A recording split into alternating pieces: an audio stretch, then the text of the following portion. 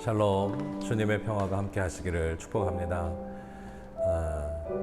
지난 한 주간도 하나님의 은혜 안에서 주님의 평화가 함께 하셨기를 바랍니다.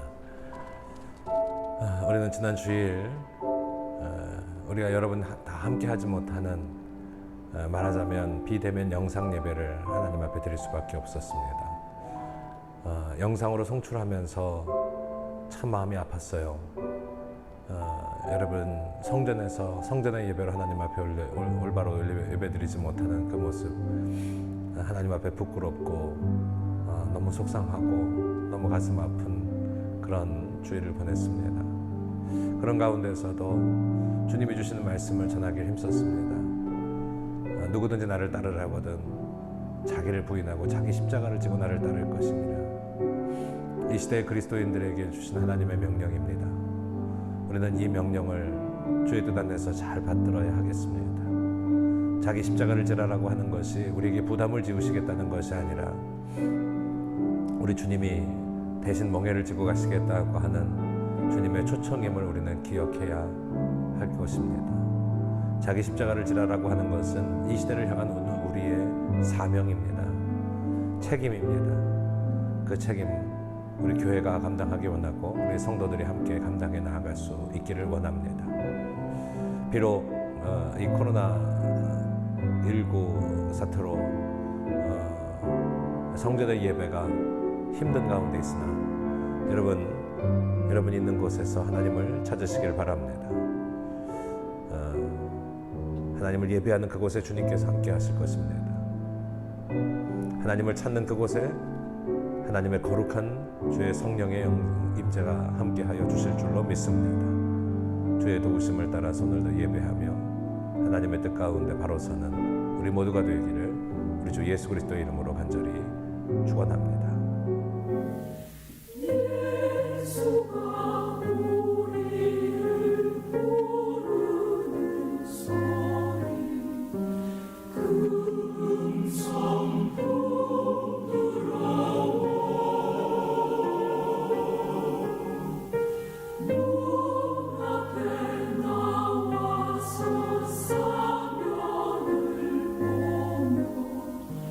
우리를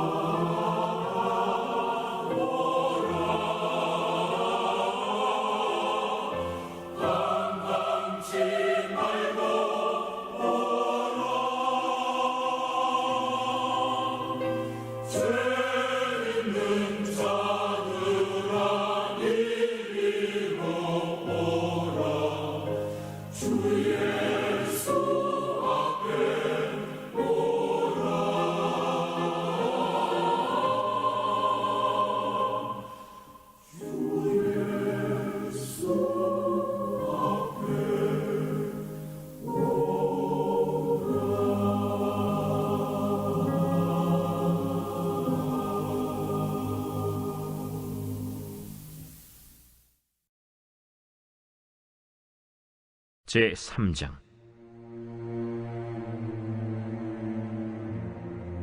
아이 사무엘이 엘리 앞에서 여호와를 섬길 때에는 여호와의 말씀이 희귀하여 이상이 흔히 보이지 않았더라. 엘리의 눈이 점점 어두워가서 잘 보지 못하는 그때에 그가 자기 처소에 누웠고 하나님의 등불은 아직 꺼지지 아니하였으며 사무엘은 하나님의 궤에 있는 여호와의 전 안에 누웠더니 여호와께서 사무엘을 부르시는지라. 그가 대답하되 내가 여기 있나이다. 하고 엘리에게로 달려가서 이르되 당신이 나를 부르셨기로 내가 여기 있나이다. 나는 부르지 아니하였으니 다시 누우라. 하는지라. 그가 가서 누웠더니 여호와께서 다시 사무엘을 부르시는지라. 사무엘, 사무엘이 일어나 엘리에게로 가서 이르되 당신이 나를 부르셨기로 내가 여기 있나이다. 내 아들아, 내가 부르지 아니하였으니 다시 누우라. 하니라. 사무엘이 아직 여호와를 알지 못하고 여호와의 말씀도 아직 그에게 나타나지 아니한 때라 여호와께서 세 번째 사무엘을 부르시는지라. 그가 일어나 엘리에게로 가서 이르되 당신이 나를 부르셨기로 내가 여기 있나이다. 하니 엘리가 여호와께서 이 아이를 부르신 줄을 깨닫고 엘리가 사무엘에게 이르되 가서 누웠다가 그가 너를 부르시거든 네가 말하기를 여호와여 말씀하옵소서 주의 종이 듣겠나이다 하라. 하니 이에 사무엘이 가서 자기 처소에 누우니라. 여호와께서 임하여 서서 전과 같이 사무엘아, 사무엘아. 말씀하옵소서 주의 종이 듣겠나이다. 엘리는 제사장의 역할을 제대로 하지 못했습니다. 특히 그의 아들들의 타락과 탐욕스러움은 여호와 앞에서 그 죄의 크기가 매우 컸습니다. 엘리 가문은 하나님의 심판을 받을 일만 남겨둔 상태라고 말할 수 있겠죠. 하나님은 아직 어린 이 사무엘을 엘리를 대신할, 엘리를 잇는 제사장으로 세워가고 계십니다.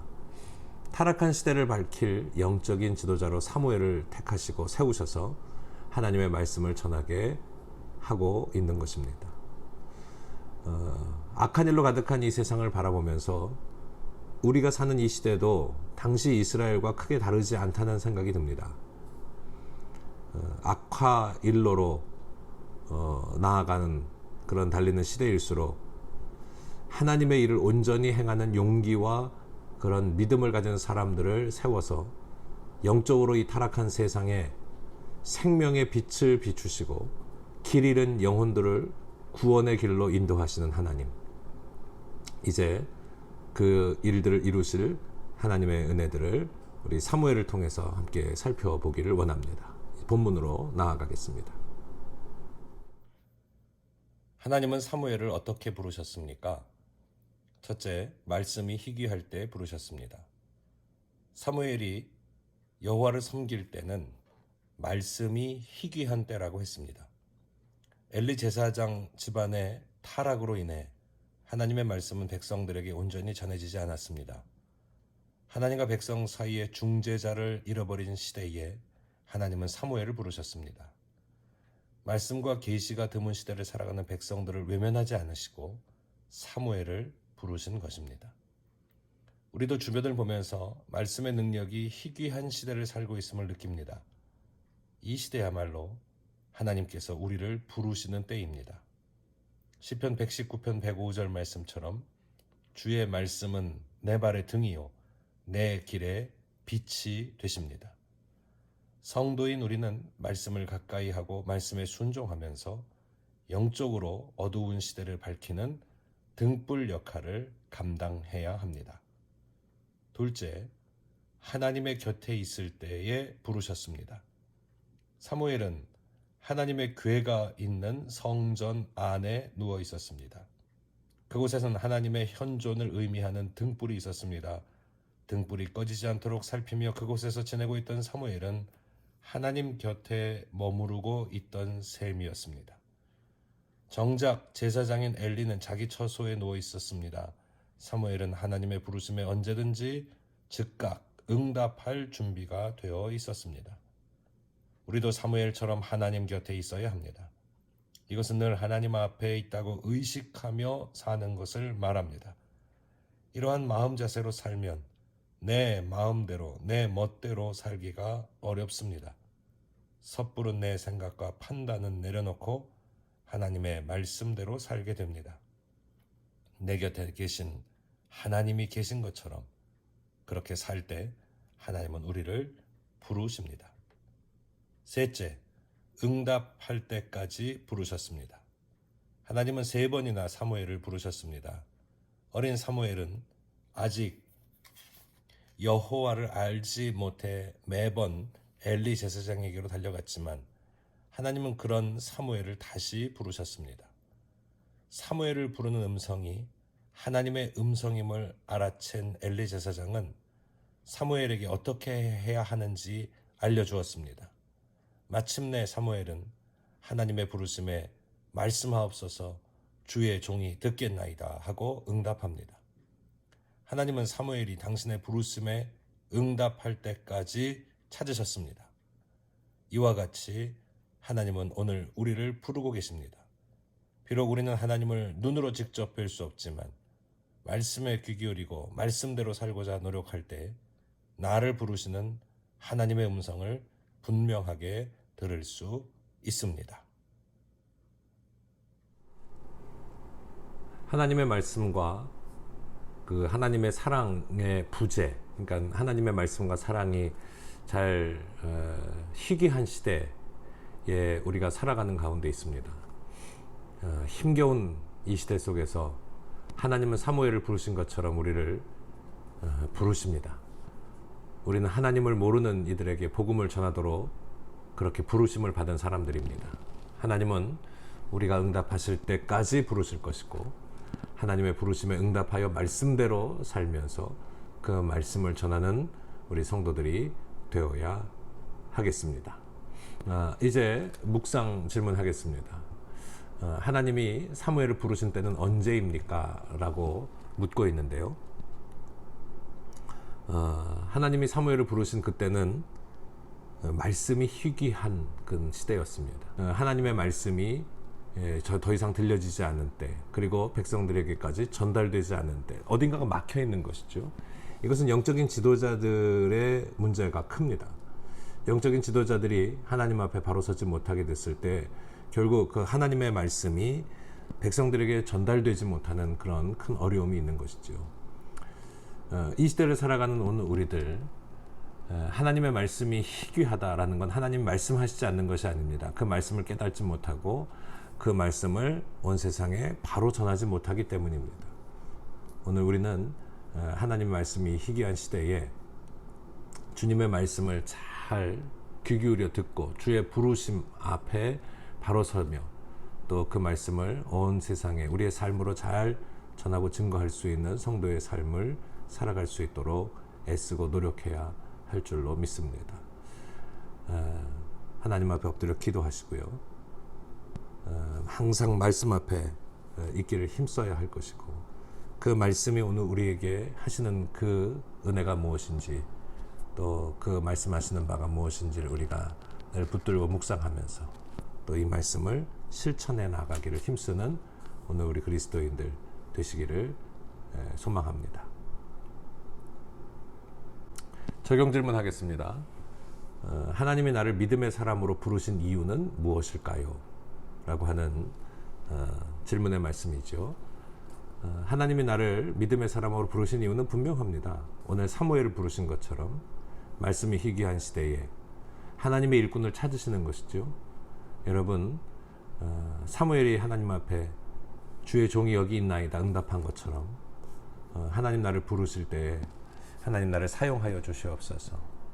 하나님 앞에 쓰임받을 수 있도록 그렇게 사명으로 나아가는 우리가 되기를 원합니다. 여러분, 부르신 그 자리에 있는 그곳에서 하나님께서 우리를 불러주시고 당신의 뜻을 이루도록 우리를 이끌어 가시는 줄로 믿으시기를 바랍니다. 가정에서, 직장에서, 생업 일터에서 여기가 하나님 부르심의 자리임을 늘 인정하시고 그곳 안에서 하나님의 뜻을 능히 전할 수 있는 그래서 주 예수의 복음을 전하는 우리가 되기를 원합니다. 지금은 특별히 이 주의 말씀, 하나님의 말씀을 전하는, 또 특별히 그리스도의 복음을 전하는 일이 매우 어려운 엄중한 시대에 살고 있습니다. 이럴 때일수록 우리가 낙심하기보다는 더 하나님 앞에 겸손하게 묵상하면서 기도하면서 주님의 때를 따라 살면서 하나님 원하시는 그 방법을 따라서 우리를 사용하시고 우리를 쓰시고자 하는 하나님의 계획들 앞에 순종하며 나아가는 우리 온 성도들이 되어야 하겠습니다.